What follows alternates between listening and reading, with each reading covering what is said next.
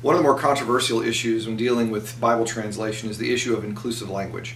In recent years, some translations like TNIV and the New Revised Standard Version chose to use inclusive language in their translation.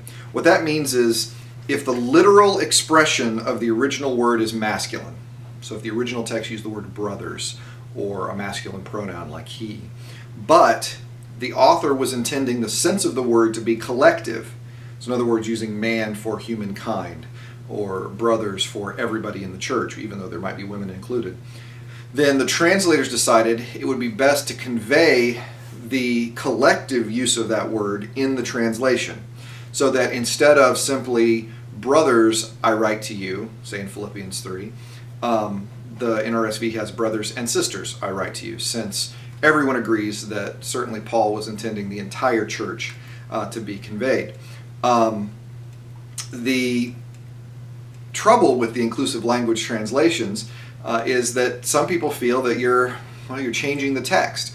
The original text says brothers, you're adding brothers and sisters. The original text has man, you're making it humankind. The arguments against inclusive language are that, one, it doesn't render the words of the original language.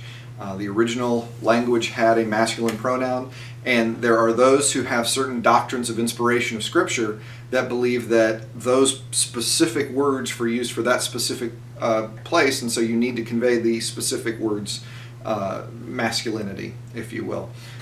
They also accuse translators who use inclusive language of bending to cultural pressures. In other words, they're trying to produce they're accused of trying to produce a politically correct version of the Scriptures. Those in favor of inclusive language say that no, it's not bending to cultural pressures. It actually renders the meaning of the original text accurately into contemporary English, which is the goal of any translation. Both sides of the argument, those against inclusive language and those in favor of it, both agree that it is the intention of the original text to talk about everybody.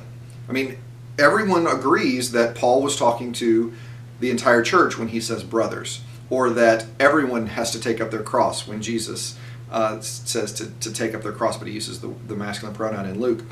They all agree that everybody is supposed to do that.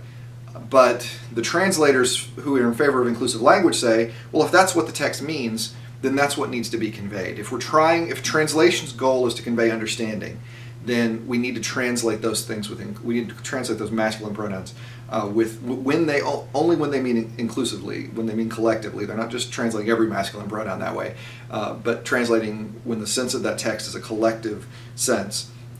It's not pushing a politically correct, radical feminist agenda, as they've sometimes been accused of doing. They're simply doing what all biblical translators do, and that is trying to convey the language as best they possibly can.